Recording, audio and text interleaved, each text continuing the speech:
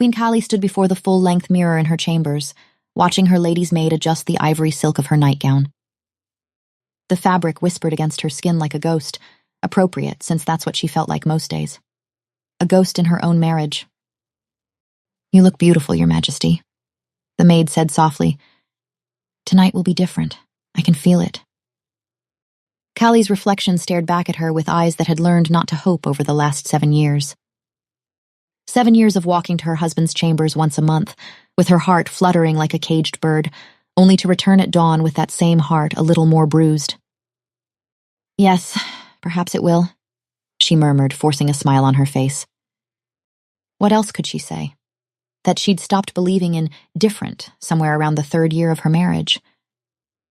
The door burst open and her sister Mira swept in carrying a small vial of amber liquid. Where Kali had inherited their mother's golden hair and quiet composure, Mira was all fire, dark curls, flashing eyes, and opinions she never bothered to contain. "I brought you something," she said. "It's a fertility tonic, old magic from the southern covens, guaranteed to—" "Mira," Kali sighed, "I don't need—" "You've been trying for 7 years, Kali. 7 years." Mira's eyes shone with fierce protectiveness. "The court whispers. They say you're—" "I know what they say," Kali interrupted firmly. She'd heard it in corridors, seen it in pitying glances, felt it in the way conversation died when she entered rooms where noble ladies gathered with their children. They called her the Barren Queen, and why wouldn't they? After 7 years, she hadn't yet given the kingdom an heir. She watched those other women, the way they cradled their babies, the casual ease with which they adjusted a blanket or soothed a cry. Such simple gestures that looked like magic to her, an impossible, forbidden gift. "Then let me help you prove them wrong." Mira squeezed her hand. "Please. You'd be such a wonderful mother, Kali. I see how you are with the children in the village." "Stop." The word came out sharper than intended. Kali softened her voice. "Thank you, but—" No amount of fertility magic could fix a marriage that had never been consummated. The problem wasn't her womb, but the 10 feet of careful distance her husband maintained between them at all times. But she couldn't say that she remained as untouched by the king as the day she'd wed him. The shame of it, the confusion, the hurt, it was a private ache she'd learned to carry alone for the sake of their reputation, the kingdom. "Thank you," she said finally, tucking the vial away. A maid appeared with Kali's robe. "It's time, Your Majesty." Kali stood, squaring her shoulders. 7 years had taught her many things, but perhaps the most valuable was this: dignity could be worn like armor. The walk to the king's chambers felt longer each month. Through the portrait gallery, past down the corridor where moonlight spilled through tall windows, and the worst of all, past a nursery that remained cruelly empty. Tonight she stood in the doorway, imagining it filled with life, her heart beating too fast. For what if tonight was different? What if her husband was waiting? What if he looked at her, reached for her? What if tonight was the night she finally got to become a mother? She crushed the thought before it could take root. She'd been 19 when they'd married, terrified and foolish enough to hope. When Jareth had taken her hand during the ceremony, for one breathless moment, she'd felt a pull, a recognition, something that whispered mate. Then he'd released her hand and escorted her to her chambers. "Our marriage serves its purpose," he'd said, voice cold. "The alliance is secured. That is enough." But it wasn't enough. Not for the kingdom that needed an heir, not for the wedding contract that stipulated they'd try. Not for her heart, which had somehow decided to want impossible things, a husband who looked at her like she mattered, and a child to love with every piece of herself.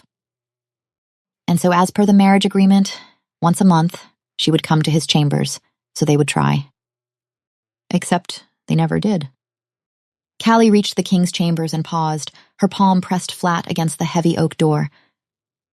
Behind this door lay her husband, and the thought had her wolf stirring beneath her skin, whining softly. Tonight would be no different, she knew that, and yet something close to hope beat its wings dangerously against her ribs. Not hope for his love, she'd buried that dream long ago. But hope for a child? That she couldn't let go of. Kali opened the door. The king's chambers were dark except for dying embers in the fireplace. Heavy curtains blocked the moonlight, casting everything in shades of shadow. Your Majesty? Her voice came out softer than intended, almost tentative. Silence. But not the heavy silence of emptiness. Someone was here. She could feel it, an awareness that prickled along her skin whenever Jareth was near. Her bare feet whispered across thick carpets as she moved deeper into the room. She could make out the massive 4-poster bed against the far wall, its curtains drawn. With each step, her wolf stirred as her husband's scent wrapped around her like a physical touch. Wild and clean and utterly male, filling her lungs until she felt lightheaded. Her wolf whined, a sound of longing that made her chest ache. She shouldn't want him. 7 years of rejection should have killed whatever foolish thing lived in her chest. But gods help her. Her pace quickened despite herself. Maybe tonight, maybe this time. Her hands trembled as she reached the bed. She could hear breathing now, deep, even. Please, she thought, please just let this work. I don't need you to love me, I just need... Callie drew back the curtain, hope and dread warring in her throat. Jareth lay on his back, chest rising and falling in the deep rhythm of sleep. Moonlight filtering through a gap in the curtains painted him in silver and shadow, the hard planes of his face, the dark sweep of his lashes, the strong column of his throat. Even deep in sleep, he looked like a king, powerful, untouchable, hers in name only. Jareth? She spoke louder this time, leaning over him. Nothing, not even a flutter of his eyelids. Callie swallowed against the hurt rising in her throat. Maybe he was simply exhausted? But then her foot struck something on the floor. She looked down and saw a small glass vial lying on its side by the bed, empty. Callie frowned and bent slowly, bringing it to her nose. Then she froze. She stared at the empty vial, then at her husband's too-still form. Understanding crashed over her. This was a sleeping draft. He'd drugged himself. Her husband had drugged himself rather than be awake when she arrived. Why? The word escaped before she could stop it. Callie gripped his shoulder and shook, hard, harder than she'd ever dared touch him. Jareth, wake up. His head lolled slightly, but his eyes remained closed. Whatever he'd taken, it had pulled him deep under. How dare you? She whispered, her voice shaking. I'm your wife, and you drug yourself unconscious rather than... Her voice broke as she stared at his sleeping face. I don't need your love, she said, softer now. I know what this marriage is. I know its duty, alliance, nothing more. Most queens don't get even what I have. You listen to my counsel, you let me rule beside you, you're never cruel. I can live with distance. I can live with separate chambers and formal addresses and you looking through me like I'm made of glass. Her hand tightened on the vial. But a child, Jareth, just give me a child. Her voice cracked. I don't care if we spend the rest of our lives in separate towers, but let me be a mother. Let me hold our baby in my arms. She pressed her free hand to her chest, where the ache had lived for 7 years. But he couldn't hear her. He'd made sure of that. Callie sank onto the edge of the bed. Why go to such extremes? If he truly found her so unbearable, why not simply refuse outright? Was simply knowing she was there really so unpleasant? A single tear slipped down her cheek. She let herself have that one moment of weakness. Then she wiped it away. Callie set the vial on the bedside table and climbed into the bed. Protocol required she spend the night. Servants would notice if she returned to her chambers too quickly, and the court gossips would have fresh ammunition. So she would do what she always did. She would lie beside her husband. She would play her part. The mattress dipped under her weight, and for one heart-stopping second, Jareth shifted, his unconscious body rolling slightly in her direction. She couldn't stop herself from looking at him, the harsh angles of his face softened in sleep, the vulnerable curve of his mouth. His hand moved. Slowly, as if pulled by instinct deeper than thought, his fingers stretched across the sheets. Callie's breath caught as his palm found her hand, his fingers curling around hers, warm, calloused, real. Her heart lurched so violently it hurt. This small thing, his hand around hers, shouldn't mean everything.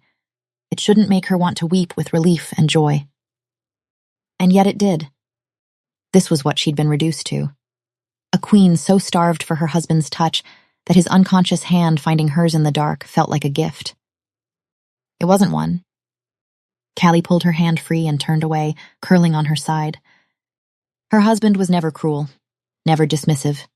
He was just fair, protective of their people. He consulted her on matters of state, valued her input. He simply didn't want her as a wife. And she'd made peace with that, truly. She could live without his love. She'd learned how. But living without a child? Her hand drifted to her stomach, flat and empty as it had been for 7 years. She imagined, not for the first time, what it would feel like, the flutter of life growing inside her.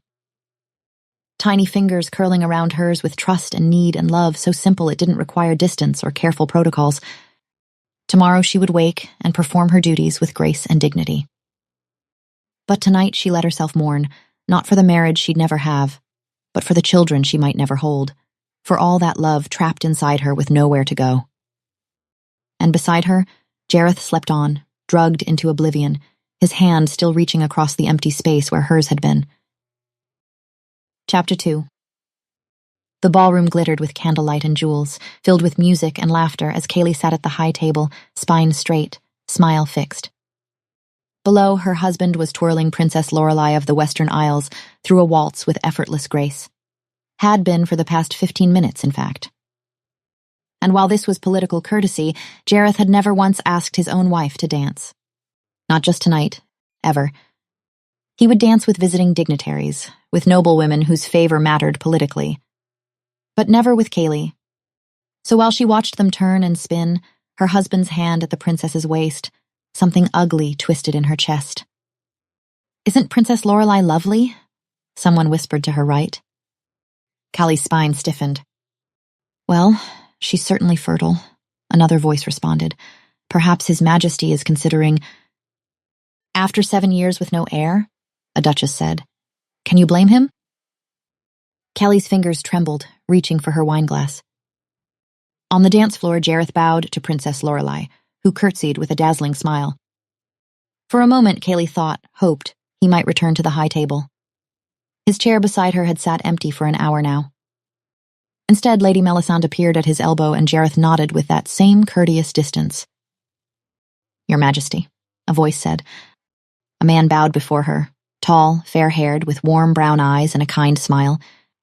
"Ambassador Kieran," he supplied. "Of course." Callie forced brightness into her voice. "Forgive me, it's been a busy evening." "No forgiveness necessary." His eyes held genuine warmth. "I've been meaning to talk to Her Majesty about a certain point blocking the trade agreement between our kingdoms." Callie nodded. There had been contentions with the signing of the treaty between their and the ambassador's kingdom. "Do tell," she encouraged. The ambassador's head bowed, ever polite. "I wonder," he said, "if Your Majesty might honor me with a dance while we discuss it." He glanced toward the floor where Jareth was spinning Lady Melisande through another turn. "It seems a crime that you should sit alone while the festivities continues." Heat flushed Callie's cheeks. He was offering her an escape, she realized. A way to show the court that even if her husband wouldn't dance with her, someone did. She hesitated, aware of how it might look. But what did it matter? People were already talking. "All right, lead the way," she said. Kieran's smile widened.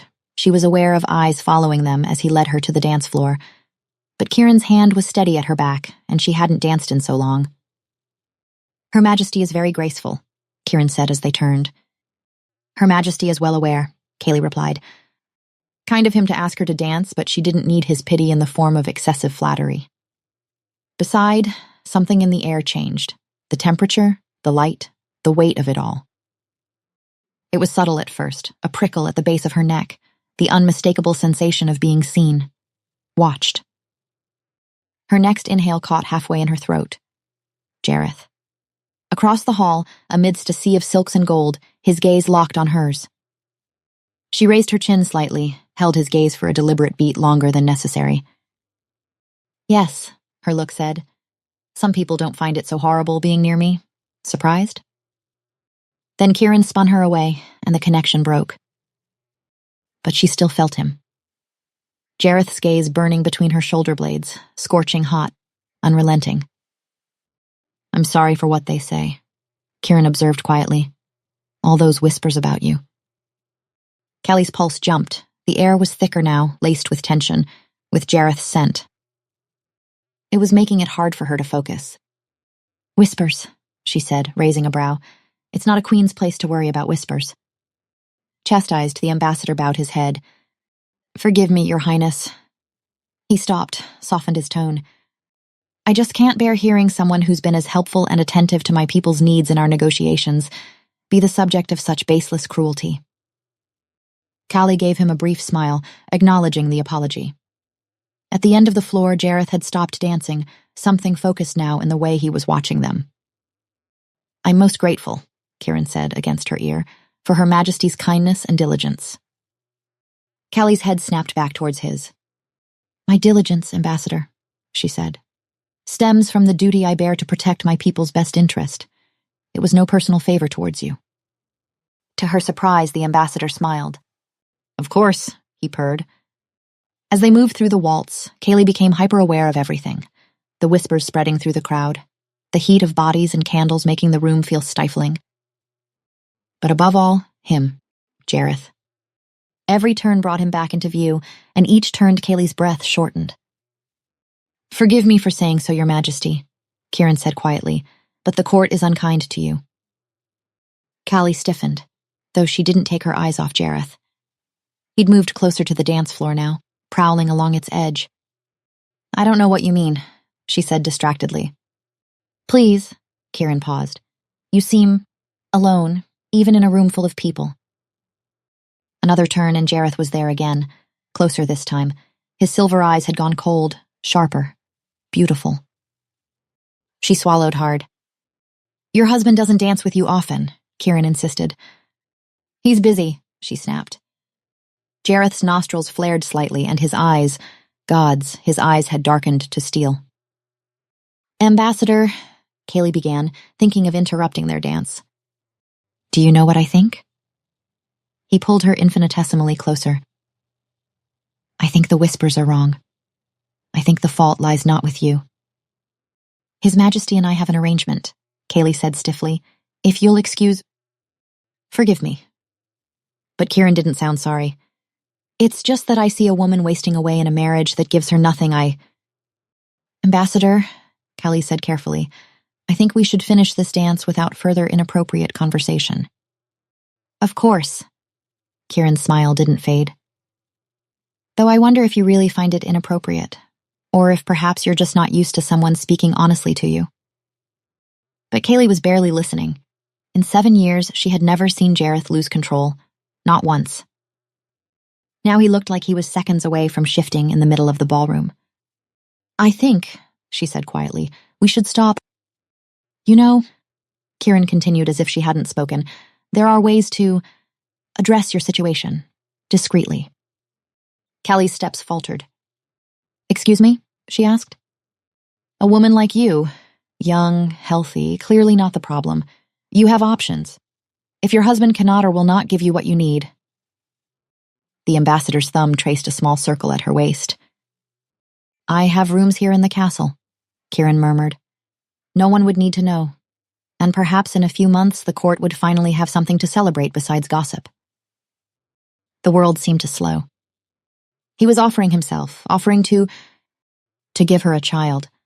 The temptation that ripped through Callie was so fierce it stole her breath, and a hand clamped down on Kieran's shoulder. The grip was so tight his face went white. Ambassador, Jareth said.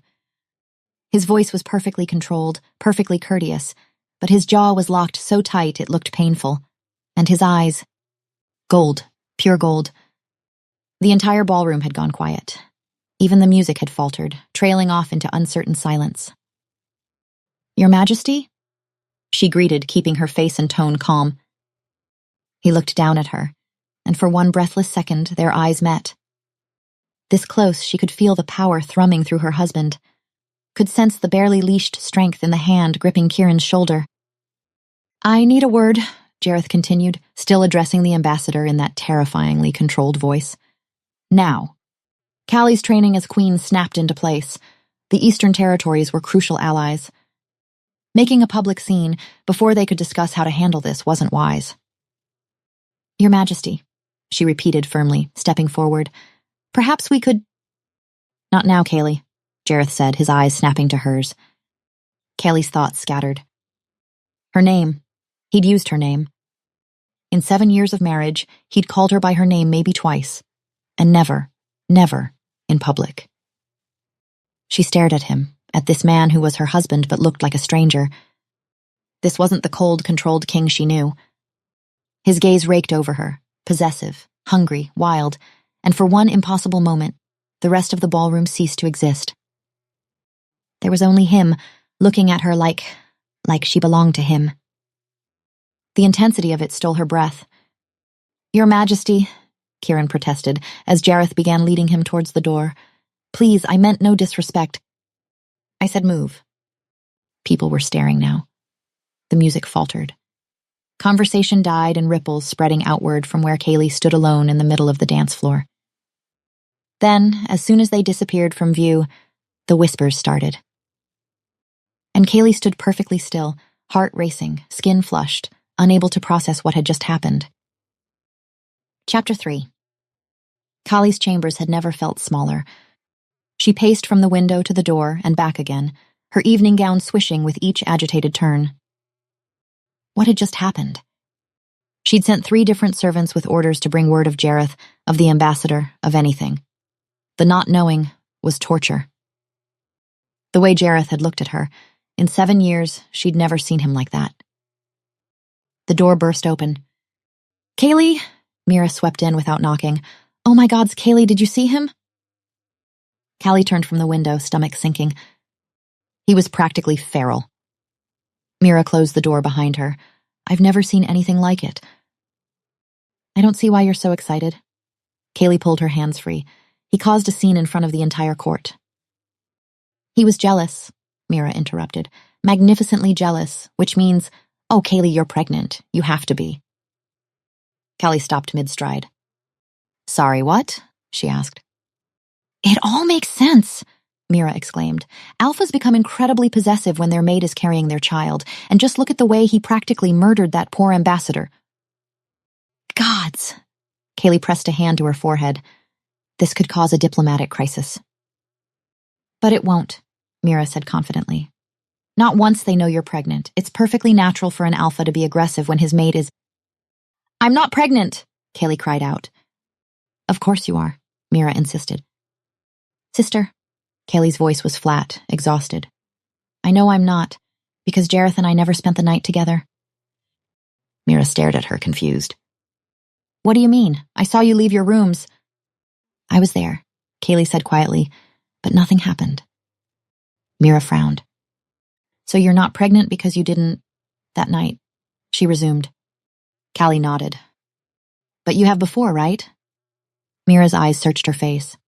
I mean, not this time, but in the past 7 years. Kali looked away. Kali? Mira's voice had gone very careful. You have, at some point, consummated your marriage, right? No, Kali said. Never. Mira's mouth opened, closed, opened again. But that's impossible, she protested. You've been married for 7 years, I'm aware, Kali snapped. We're supposed to be trying, but trying requires 2 willing participants. Mira sank onto the edge of Kali's bed. Kali, do you understand how dangerous this is? For you, for our family? The marriage could be declared invalid. Mira was quiet for a long moment, processing. But why? She stood, beginning to pace.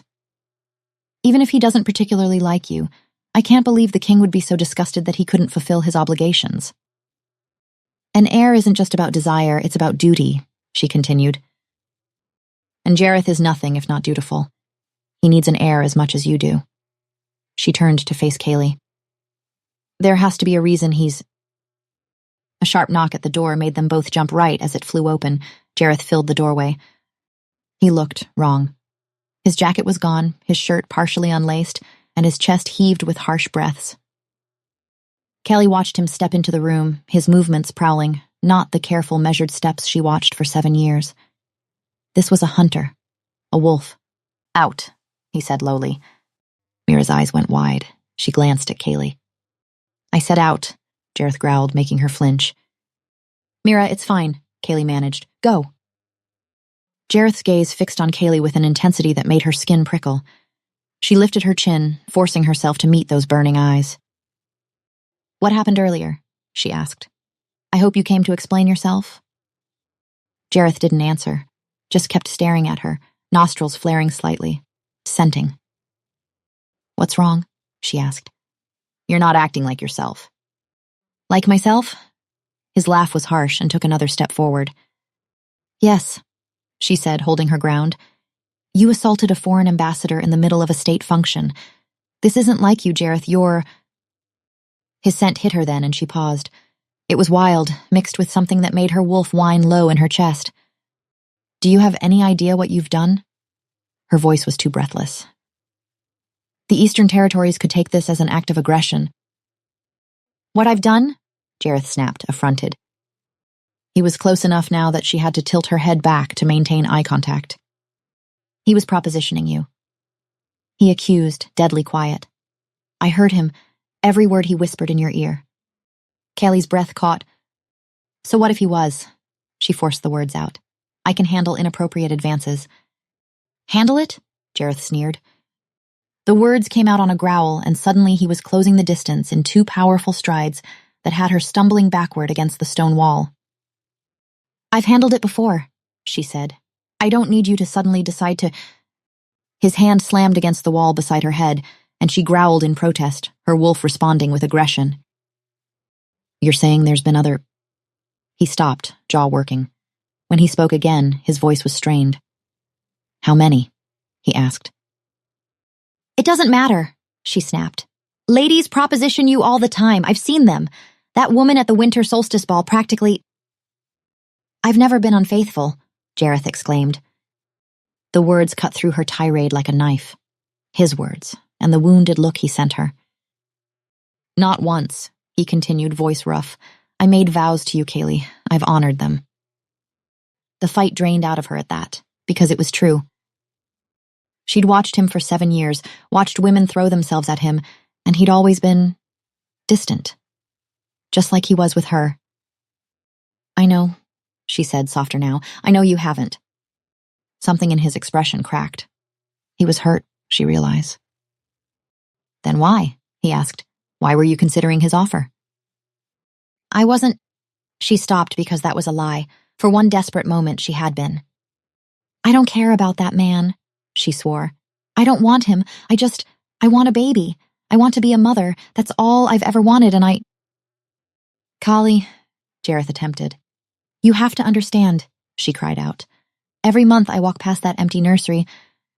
Every month I hope that maybe this time you'll... She choked on the words. But you never do. You're never even awake. Silence. Silence during which she kept her eyes down, unable to look at him. I warned you, she heard him say. His voice was barely a whisper. Before we married, I told you I would never claim you, never touch you, that this would be a marriage on paper only. You agreed. I was 19, Kaylee cried. My kingdom needed this alliance. I didn't have a choice, but I never... She swallowed. I thought that maybe you'd change your mind, she confessed. I didn't know what it would feel like, to watch you from afar, to want you and know you. I'm trying to protect you, Jareth cried, the words exploding out of him. You don't understand, Kaylee, if I touch you.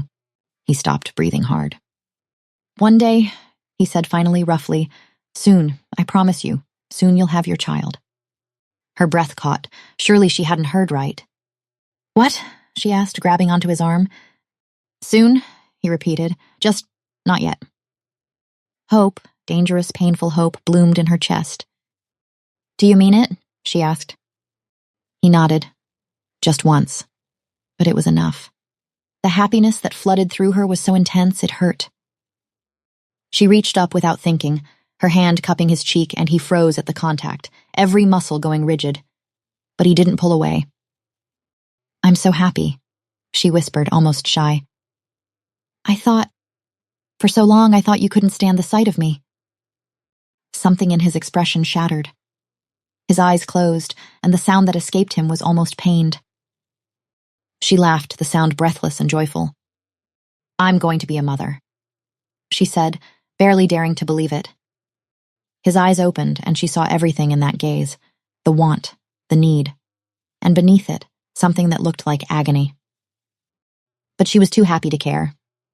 She kissed him, just a soft press of her lips to his, sweet and grateful. "Thank you," she whispered against his mouth. "Thank you. Thank you." His hand shot into her hair, fisting in the golden strands, and he kissed her back with desperate, consuming hunger. Kaylee gasped at the sudden intensity, and he swallowed the sound. It felt like 7 years of denied want finally breaking free.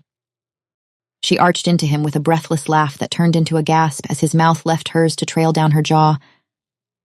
"Jareth," she breathed, and there was so much joy in saying his name like this. Then his mouth was on her throat, his teeth scraping across her pulse point. Sharp enough that the joy faltered, replaced by a spike of sensation that was too intense. She moaned his name, and he froze. For one heartbeat, neither of them moved. "No," Jareth said. The word was barely audible, choked. "I'm sorry, I can't." Then he tore himself away with such violence that she stumbled. "But," Kelly protested, reaching for him, "you just said—" "I know what I said." Jareth ran a trembling hand through his hair. "And I meant it, soon, but not tonight." Only then did he glance at her, and the anguish in his eyes stole her breath. Then he was gone, the door slamming behind him. Chapter 4. Callie stood outside Jareth's chambers, staring at the oak door that had remained closed for 4 days. "I'm sorry, Your Majesty," the guard said. "His Majesty has given strict orders. No one is to enter." "I'm his wife." Kaylee kept her voice level. "Surely that counts for—" "Especially not you, Your Majesty." Those were his exact words. The words stung. After that night in her chambers, after he'd kissed her, promised her a child, looked at her like she was everything, he'd vanished. "Is he ill?" she asked. "Has a healer seen him?" Callie's stomach clenched. Alpha shifters didn't get sick. Their constitutions were too strong. "The king is not himself," was all the guard said.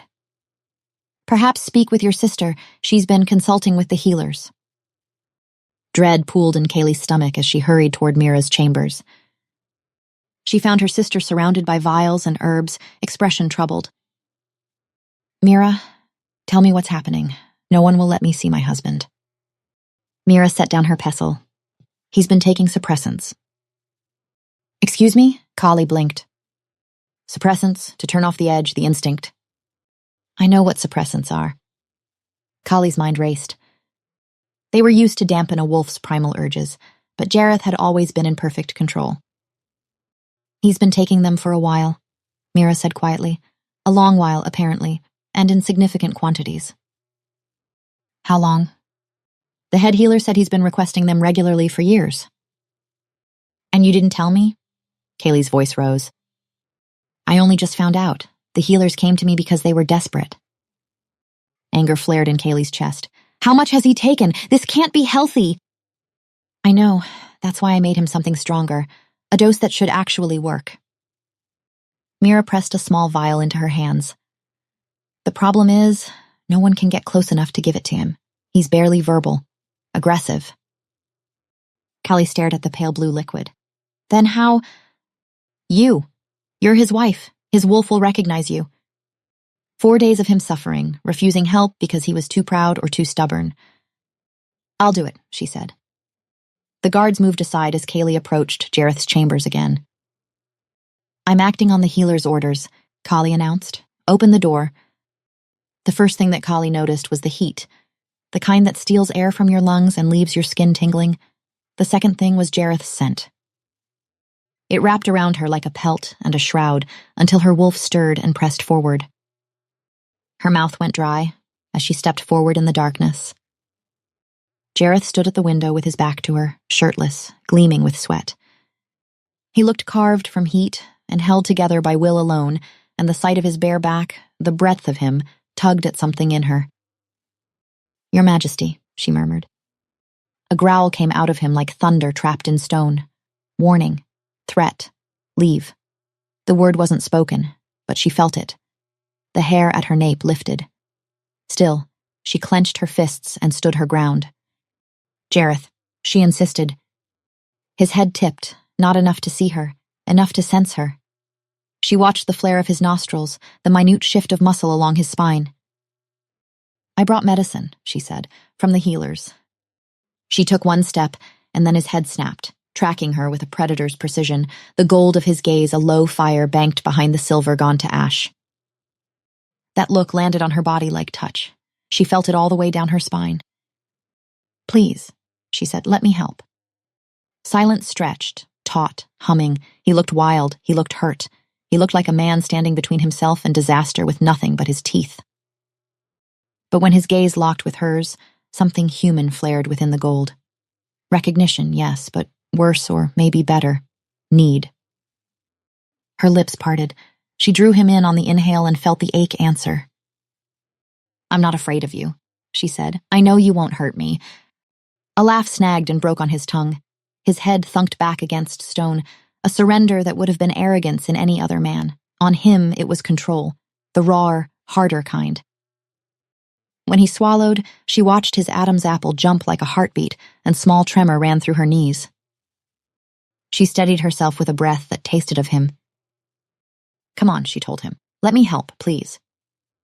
She lifted the vial. His eyes fixed on it, then on her mouth, then back. Hunger simple and humiliatingly human. Thirsty, burning, suffering. Her own hunger answered with a soft clench low in her belly. Water first, she told him, voice low, practical. She reached for a pitcher, miraculously left standing, poured with shaking hands. Drink, she said. He reached. His hand shook. Water lipped over the rim. She caught his wrist to steady him. He went still. Slowly, gods, so slowly. His gaze lifted from their joined hands to her face, and the nakedness there stopped her heart. Drink, she whispered again. Together they guided the glass. A bead of water slipped free and tracked along the cut of his jaw to his chin. She twitched with the impulse to catch it with her mouth, and she bit the inside of her lip instead.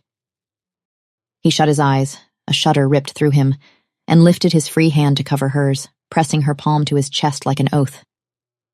She answered by splaying her fingers wider over his heart and stepping into his heat until there was only an inch of air between them. That inch hurt. She wanted it gone. The medicine, she managed. She had to let go to uncork the vial. When she did, he made a sound, low, distressed, and his hand clamped around her wrist. She worked the stopper one-handed and held the glass to his mouth. He didn't glance at it, not once. He watched her. And being watched like that made her feel bare and beautiful and burning. The vial emptied. She lowered it. For one heartbeat, nothing moved. Then his body locked. His pupils blew wide until the gold rimmed black. Jareth? She laid her free palm to his cheek. A sound came from him, a ruined thing between groan and growl. His mouth brushed her palm once, twice, not quite kissing, scenting her, claiming her with the softest, most devastating contact of all. Then the tremors took him whole. No. She tried the bed. They made it 3 steps before gravity had its will. They went down together, and the floor was unyielding. His back hit the bed frame, and she knelt between his thighs. His panting was harsh, rasping, the fever spiked, and his eyes... Jareth, please, she coaxed him. Look at me. He did. What looked back made something inside her break open. Not just need, not just desire, but pain. What do you need? She asked. Tell me how to help you.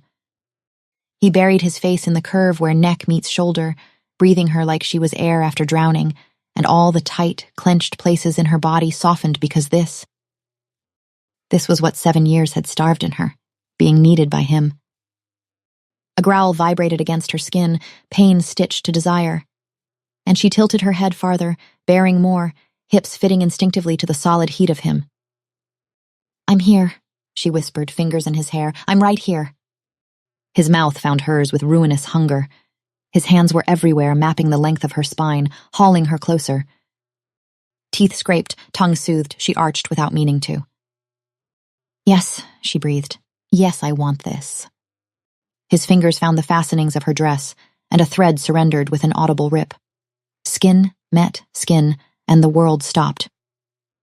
He stilled with his forehead against hers, trembling with restraint. And she trembled too, not with fear, with wanting. Her hands slid over his shoulders, urging, and he rocked against her once, then again when she rose to meet him. She pulled him down. The sound that tore out of him was relief turned animal, and she answered with a soft, shocked sound of her own. After that, there were no seams between moments, only heat and homecoming. She felt his wolf surge forward, his mouth dragging down her throat, teeth testing her skin. Please, she said. The bite landed clean and perfect. Emotion flooded her, not hers, his, need, yes, and fierce love. The 7 years of hunger, the self-denial, and beneath it, this is goodbye. You're not going to lose me, she gasped. I'll always be yours. She claimed him back, her teeth in his shoulder, sealing promise with flesh. The bond locked between them, unbreakable. His emotions, love, relief, gratitude, nearly undid her. And still that echo of farewell, sharper now, like a man committing a map to memory before the road is taken. The pleasure turned unignorable, a steady radiance. When it broke, it did so like sunlight through storm. She believed it would be enough. She had to. Chapter 5. Callie woke to warmth and Jareth's steady heartbeat beneath her cheek. For one perfect moment, she let herself exist in this, his solid presence, the contentment radiating through their bond. Then his breathing changed. She felt the moment awareness return to him, felt confusion ripple through the bond. She lifted her head to find him staring at the ceiling, stunned. Jareth, her voice came out uncertain. His gaze dropped to where they were tangled together, the evidence of what they'd done written in marks on her throat. He swallowed hard. We're bonded. It wasn't a question. It was shock. The emotion hit her through their connection, feeling terrifyingly like regret. Yes, she tried to keep her voice steady. I'm really happy to finally be your mate. Jareth flinched. The smile died on her lips. Through the bond, guilt crashed over her in waves. I'm sorry, Jareth said, pulling away and sitting up. She sat up too, clutching the sheet to her chest. You're sorry? Her voice came out small. I wasn't in my right mind, he explained. Stop, Callie whispered. You were perfect. I wanted this. Something in his expression cracked. Do you regret it? She asked. His eyes met hers. No, Jareth swore. I could never regret you. He grabbed her hand, sincerity flowing through their bond. Then what? She wanted to scream. But before she could ask, he was kissing her, soft, desperate. Then he pulled away abruptly. I have council meetings, Jareth said, climbing out of bed. Things I've neglected. You're leaving? Callie asked, disbelieving. I have duties, he replied, not meeting her eyes. You should rest. Then he was gone, the door closing with painful finality. It was Mira who finally broke the silence. She swept into Kaylee's chambers unannounced, her face bright with excitement. Kaylee, is it true you and Jareth are bonded? She asked. Callie looked up from where she sat by the window. Yes, she nodded. That's wonderful. Mira pulled Callie into an embrace. The marriage is secure now. No one can contest it. And surely now that you're bonded, it's only a matter of time before... Before what? Callie pulled away, her voice flat. Before he can stand to be in the same room with me? Mira's smile faltered. What do you mean? He regrets it, Mira, Callie said. The bond. He regrets everything about that night. Mira stopped, something shifting in her expression. He's a bit confused maybe, but with time, Callie, he'll realize this was for the best. What do you mean this? Callie asked with a frown. Did you do something? Mira grimaced. Callie, you have to understand, I was only trying to help, she said. Something cold settled in Callie's stomach. Help how? The potion I gave you, Mira confessed. It wasn't exactly a suppressant. What did you just say? Kaylee asked. It was more of an amplifier, Mira confessed, sheepish, to make sure he couldn't fight what he was already feeling. Callie's jaw dropped, and Mira hurriedly reached for her hands. You wanted him so badly, Kaylee. You wanted a child. I helped make that happen. Callie jerked away as if burned. You drugged him? She exclaimed. You drugged my husband into wanting to... I freed him, Mira insisted. He clearly wanted you already. Anyone could see that. That's not... Kaylee's voice shook. Mira, that's not how consent works. He wanted it, Mira said firmly. The potion didn't create desire that wasn't there. It just removed the barriers. It removed his choice. Kaylee screamed, horror building in her chest. Oh gods, what did you do? What did we do? We secured the kingdom. Mira gripped her shoulders. You're safe now, Kaylee. Safe? Kaylee shoved her away. Do you understand what you've done? This is treason, Mira. You drugged the king. You manipulated him. She stopped, a sob catching in her throat. I thought he wanted me, and now he regrets the bond. What are you going to do? Mira asked quietly. Callie looked out the window at the castle grounds below. I don't know, she whispered. The next 3 weeks were torture. Jareth avoided her. Not obviously, he still attended state functions with her, still consulted her on matters of governance. But he was never alone with her. Callie tried not to let it break her, tried to maintain her dignity, her composure. But then she found it. She was pregnant. Pregnant with the child she'd wanted desperately for 7 years, and joy and terror warred in her chest. Because would Jareth even want it? She had to tell him, had to find a way to tell him despite the walls he'd built between them. Standing outside his study, heart hammering against her ribs, she raised her hand to knock, then froze. Must confess something about that night, Your Majesty. That was the head healer's voice. Kaylee's hand dropped. What is it? Jareth replied. The potion Lady Mira provided. A pause. It wasn't a suppressant. Silence, long and terrible. What? Jareth's voice had gone very quiet. It was the opposite. An amplifier. It would have intensified your instincts rather than suppressing them. I'm so sorry, Your Majesty. We didn't know. A drug. Jareth's voice was hollow, stunned. But why? Most likely, Your Majesty. The healer hesitated. In hope of conceiving an heir? Callie's hand flew to her mouth. Through the bond, Jareth's emotion exploded. Shock and terror and something that felt like devastation. Your Majesty? The healer sounded concerned. Callie heard movement, pacing, the sound of something being knocked over. It's been a month, Jareth was rambling. Gods, what if Kaylee's already... Callie backed away from the door, heart pounding so hard she thought it might break through her ribs. Jareth knew. He knew what Mira had done, and he thought, he had to think, that Kaylee had been part of it. Callie turned and ran. She found Mira in her workroom, grinding herbs with methodical precision. Mira, Kaylee said. Jareth, he knows about the potion, about what you did. The pestle fell from Mira's hands, clattering against the table.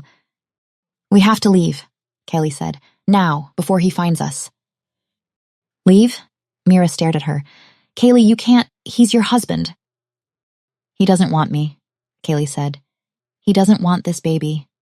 He'll be relieved if we disappear. He might spare us. Mira, I have to protect my child. They slipped out through the servant passages, Callie leading the way with the surety of someone who'd spent 7 years learning every corner of the castle. The stables were blessedly empty this time of day. Callie and Mira saddled 2 horses with trembling hands, working in silence. Your Majesty? Behind them, the castle grew smaller, the only home Callie had known for 7 years. Her hand moved to her stomach as they galloped down the forest road. Not a queen anymore, not a wife. Just a mother trying to protect her child from a father who didn't want them. Chapter 6. The cottage was small, remote enough that no one would think to look here, deep enough in the forest that their scent trails would be confused by deer and fox. It was also slowly killing her. Callie barely recognized the woman looking back. Hollow cheeks, dark circles under her eyes. Her wolf clawed at her constantly, desperate, suffering, needing her mate with an urgency that bordered on madness. You need to eat. Mira set down a bowl of soup. Please, Kaylee. I'm fine, Kaylee protested. You're not. Mira's voice cracked. Bonding sickness is real. Newly mated wolves separated like this, it's potentially fatal. Callie's hand moved to her still flat stomach. I'm protecting my baby. That's all that matters. Before Mira could respond, a howl split the air, distant but unmistakable, male, alpha, and achingly familiar. Callie's wolf surged, slamming against her control so hard she gasped. He'd found them. No. Kaylee struggled to her feet, swaying. No, we have to run. You can barely stand. Mira caught her before she could fall. Kaylee, please. The next minutes passed in a blur. Mira tried to get her to lie down, to rest, but Kaylee couldn't. Her wolf was going mad, pacing, whining, desperate to get to him. She hated herself for it, hated that her body betrayed her like this, but she couldn't stop it. The door slammed open. Jareth filled the doorway, looking worse than she'd ever seen him. Gaunt face, dark circles, wild hair, rumpled clothes, like he'd been dying too. Their eyes met, and the bond roared to life. The walls shattered, and suddenly she felt everything. His relief, his joy, his fear, his love. Callie, he murmured. Then he was there, catching her as her legs gave out. The moment they touched, the bond flooded open, and life poured back into her. Jareth made a sound against her hair, something between sob and growl. I thought you'd been taken, he choked out. I couldn't feel you, couldn't find you. He pulled back to look at her, the tears tracking down her face. I'm sorry, Jareth. Kaylee stopped. Because his nostrils had flared. His eyes had gone wide. Through the bond, shock rippled through him. Kaylee. His hand trembled toward her stomach. Are you? Yes. The words burst out with tears. I'm pregnant. I'm so sorry, Jareth. I know you didn't want this. I heard you with the healer, heard the horror in your voice when you realized... Horror? Jareth stared at her. Kaylee, what are you talking about? You said a baby, like it was the worst thing. I felt your terror through the bond. No, Kaylee. His hands framed her face. You misunderstood. I didn't mean... He dropped to his knees and Kaylee gasped as he wrapped his arms around her waist, pressing his face to her stomach. You're carrying our child. He breathed against her. Everything I've wanted and never thought I could have. Callie gasped. Through the bond, his emotions flooded clear. Fear was there, sharp and connected to something hidden. But the joy was real. The love was real. I thought you regretted it, she whispered. The bond. You avoided me for weeks. The kingdom will have an heir. He stood slowly, his hands moving to cradle her face. You'll be a mother. I'll be a father. That's what matters. That's all that matters. Jareth, Callie bit her lip. About that night. About the potion you took, which Mira made. Jareth's expression shuddered slightly. I know about the potion, he said. Well, I didn't. She gripped his arms. I swear to you, Jareth, I didn't know what Mira had done. I never would have, if I'd known. She sank to her knees, mirroring his earlier position. I'm begging you. Please forgive me. Forgive us. Callie. Jareth pulled her back to her feet. Stop, there's nothing to forgive. But the drug... Do you really think, he said quietly, that a potion made me want you? She opened her mouth, closed it. I've wanted you since the day we met, he told her. Since you walked down that aisle in your wedding dress. Since the first time you smiled at me. His hands moved to her waist, pulling her closer. Then why did you fight it? The question burst out of her. Why stay away all those years? Why keep that distance when you wanted... It doesn't matter anymore. He cut her off, and she felt him deliberately push down whatever answer he'd been about to give. All that matters is you're safe, you're here, we're having a baby. He pulled her close again, burying his face in her hair, and she felt him breathe her in like he'd been drowning without her scent. I'm sorry I ran, she whispered against his chest. I'm sorry I made you think you needed to. Callie melted into his touch, her hands fisting in his shirt. Through the bond, his emotions washed over her. The joy was overwhelming, all-consuming. But through the bond, beneath all the joy and love and relief, she felt something else. Grief. Deep and profound, like he was already mourning something he hadn't lost yet. Chapter 7. The months that followed were the happiest of Kaylee's life. Gone was the distant king she'd known for 7 years, replaced by someone who couldn't bear to be apart from her. Don't want to waste a moment, he'd say, pressing kisses to her shoulder. I want to remember everything. You're going to spoil me, she teased one morning as he helped her from bed, her belly round at 6 months. Good, he replied, pressing a kiss to her temple, then to her stomach. That's exactly what I intend to do. And he did. Gifts appeared daily, soft blankets for the nursery, books for the baby, jeweled combs for her hair. When she protested, he simply pulled her into his arms and kissed her until she forgot her complaints. Let me, he'd murmur. Please, let me give you everything. Through the bond, she could feel his joy. But sometimes, in quiet moments, something else flickered beneath. What's wrong? She asked one afternoon. He smiled, but it didn't reach his eyes.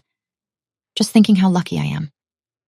At 8 months, Kaylee found Jareth in his study, writing by candlelight. Working? She pressed a kiss to his hair. You should be in bed. He startled, quickly gathering papers. Just correspondence. But she'd glimpsed the words. To my child, multiple letters, sealed with wax. Love letters to the baby? Yes, something like that, he said, pulling her onto his lap. Just thoughts I want them to know. The contractions started 2 weeks later. Callie gripped Jareth's hand as pain rolled through her. Mira moved efficiently around the room. Hours blurred together. I can see the head, Mira announced. One more push. Callie bore down, and then a cry. It's a boy. Mira's voice was thick with emotion. A healthy baby boy. Mira cleaned him before placing him in Kaylee's arms. He was perfect, tiny and red-faced. Hello, Kaylee breathed.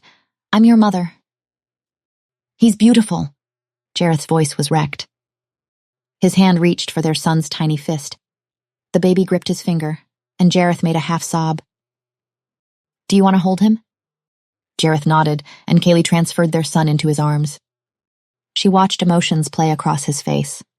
Joy, wonder, love. And beneath it all, grief.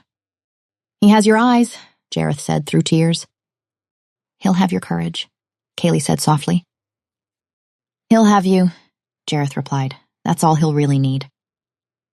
The phrasing, you, not us, made her chest tight. A cold wind swept through the room, extinguishing every candle. Through the bond, she felt Jareth's horror spike with a thought. She's here. Jareth, what's happening? The temperature dropped until their breath misted. And then a woman appeared. Beautiful in a way that was wrong, too perfect, too cold. She smiled, and Kaylee's wolf whimpered in terror. Jareth, the woman purred, how lovely to see you again. And I see congratulations are in order. Callie's body went rigid. Who are you? How dare you come here unannounced? Unannounced? The woman laughed. I've announced myself a long time ago, didn't I, darling? Almost 8 years ago now, to be exact. Jareth said nothing, handing the baby back to Kaylee. And now I'm here to collect what's owed to me, the woman said. We had an agreement, Jareth. 10 years without claiming your wife. Fail, and any child conceived in your marriage would belong to me. Callie's breath stopped. She looked to Jareth, waiting for denial. You could have at least waited until tomorrow, he said coldly instead. The woman laughed. A bargain is a bargain, Wolf King, and you kept your end admirably. Well, until you didn't. 8 years without touching your pretty little mate. I'll admit I didn't think you had it in you. Such restraint, all to protect this. She gestured to the baby, and Kaylee felt ice in her veins. The child was born in year 8 of your marriage, the woman continued, well within our agreement, which means he's mine. No! Kaylee clutched her son tighter. No, you can't take him. Henry will stay here with his mother, Jareth stated. Take me instead. Silence. Jareth. Kaylee's protest died seeing his face. He'd known this was coming.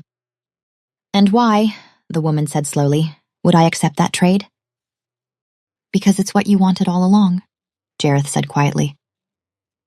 The woman's smile turned sharp. Well, if you insist. What are you talking about? Kaylee protested. I don't understand.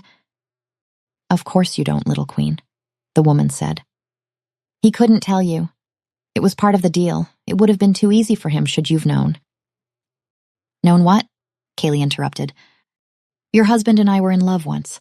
Long before you entered the picture, he was mine. Promised himself to me. That's not... Kaylee looked to Jareth. It's true, he said quietly. I'd swore I'd marry her.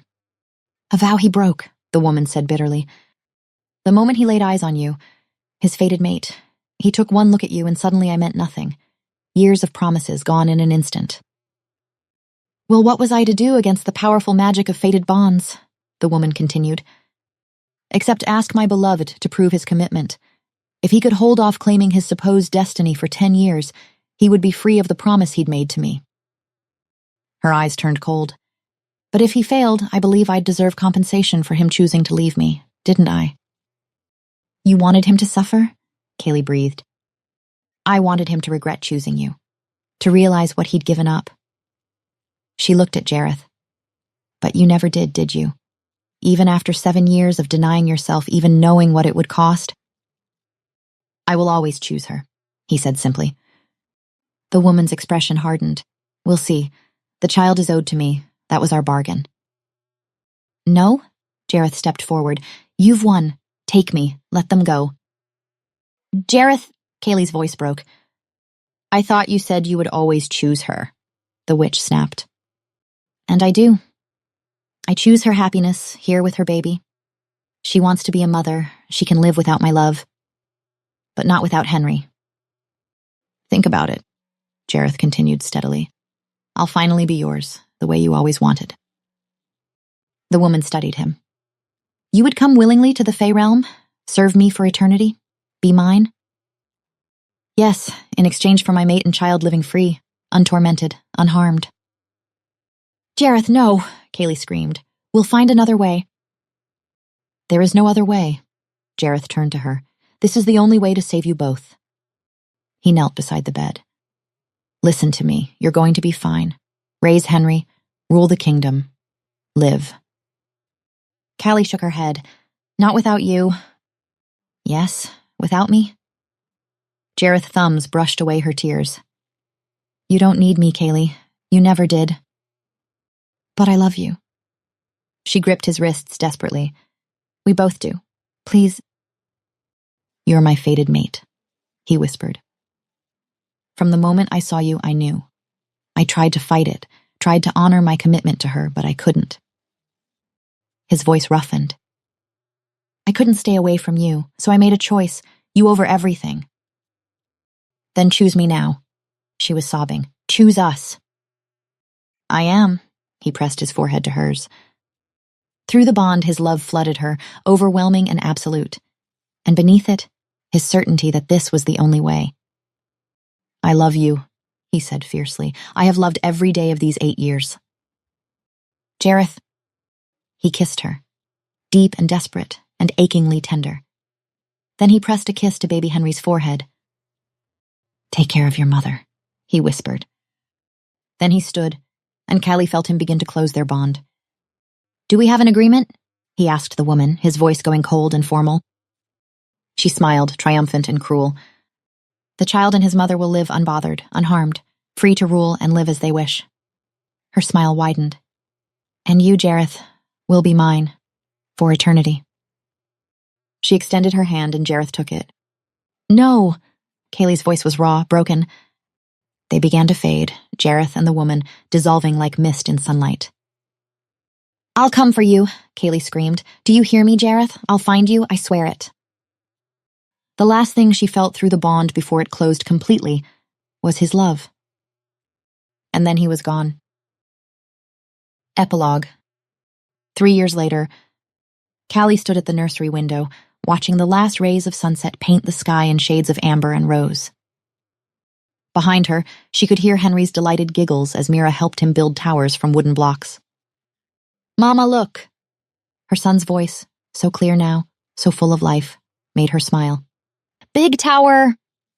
She turned to find him beaming at her, his dark hair falling into eyes that were unmistakably hers, green and bright and full of wonder. But his smile, that was all Jareth. "Very big," she agreed, crossing to kneel beside him. "The biggest tower in all the kingdom." "Like Papa's castle?"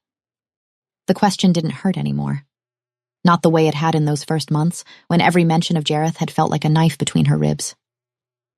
"Yes," she said softly, "just like Papa's castle." "Tell the story?" Henry climbed into her lap, nestling against her with the easy trust of a well-loved child. "About Papa?" Callie wrapped her arms around her son, breathing in the scent of him. "Which story?" she asked. "The one where Papa saves me." Her throat tightened, but she kept her voice steady. "Once upon a time, there was a king who loved his queen and his baby prince more than anything in the world." As she spoke, Mira quietly excused herself, leaving them alone. Callie told Henry the truth. Not all of it, he was too young for that. But enough. About the brave king who made a sacrifice to keep his family safe. About love that was stronger than magic, stronger than curses, stronger than time itself. "But Papa's coming back, right?" Henry asked when she finished, his small hand patting her cheek. "One day." The certainty in her voice surprised even her. "When the time is right." "Do you promise?" Henry asked, hopeful. Callie kissed his forehead. "I promise to never stop believing he will." It wasn't quite the same thing, but Henry seemed satisfied. He yawned, rubbing his eyes, and she carried him to his bed, the one Jareth had commissioned. As she tucked him in, Henry reached for the ring that hung on a chain around his neck, Jareth's father's ring, the one meant for him when he was older. He'd insisted on wearing it after she told him it was from Papa. "Love you, Mama," he mumbled, already half asleep. "I love you too, my brave boy." She stroked his hair until his breathing evened out, then sat for a long moment just watching him. This was what Jareth had given her. Not just a child, though Henry was more precious than any treasure, but this certainty, this peace, this knowledge that she had been loved, was loved, with a fierce, selfless devotion that had defined every choice Jareth made for 8 years. She'd spent 7 years thinking she was alone in her marriage, thinking she wasn't wanted, wasn't enough. How wrong she'd been. Every moment of distance had been love. Every time he'd walked away had been him protecting her. Every sacrifice had been for her and the child they'd create together. She understood now. Finally, completely, she understood. Rising, Kaylee crossed to the window. The moon was full tonight, bright and luminous. Somewhere, in some fey realm she couldn't reach, couldn't even imagine, Jareth could see this same moon. The bond between them was severed. She couldn't feel him anymore, couldn't sense his emotions or his presence. That connection was gone. But the love wasn't. Love didn't need a bond, didn't need proximity or magic or even words. It existed in the choices they'd made, the son who carried both of them in his smile and his spirit. "I'm doing well," she said softly to the night, to the man she couldn't reach but refused to stop talking to. "The kingdom is prospering. The harvest was good this year. You'd be proud." A breeze stirred the curtains, cool and gentle. "Henry is growing so fast. He has your courage, I think, and your stubbornness." She laughed quietly. "He asks about you every day, wants to know everything." Her hand moved to her chest, to the place where the bond used to live. "I'm not in a hurry," she continued. "I know you wouldn't want me to abandon Henry to chase across realms looking for you. So I'm waiting, raising our son, ruling our kingdom. Living the life you sacrificed everything to give me." Her voice dropped to a whisper. "But I haven't forgotten. I will never forget." The moon offered no response, but she didn't need one. She knew, with the same certainty she knew the sun would rise tomorrow, that somewhere Jareth was thinking of her too, wondering about their son, hoping they were happy. And they were. Despite everything, they were. Because he'd loved her enough to let her go, and she loved him enough to wait. Not in despair, not frozen in grief, but living fully, raising their son, ruling justly, all the things he'd believed she could do. And one day, when Henry was older, when the kingdom was secure, when the time was right, she would find him. She didn't know how yet, didn't know when, but she would. Until then, she would prove Jareth right about her. And when they finally stood face to face again, she would tell him what she'd learned in their years apart. That marriage wasn't just the vows or the bond or the moments of passion. It was choosing each other again and again, even when separated by realms and curses and impossible distances. It was faith. It was patience. It was love that didn't give up. He'd spent 8 years choosing her from afar. Now she would do the same. "Wait for me," she whispered to the moon, to the wind, to the mate she couldn't feel but knew was listening somehow. "However long it takes, wait for me." Behind her, Henry stirred in his sleep, murmuring something that sounded like "Papa." Callie smiled, tears pricking her eyes, not sad tears, but grateful ones. She had everything she'd ever wanted. A child she adored, a kingdom she served well, the knowledge that she was loved beyond measure. And someday, when the stars aligned and fate allowed, she would have him too. She would have her husband again. She would find a way.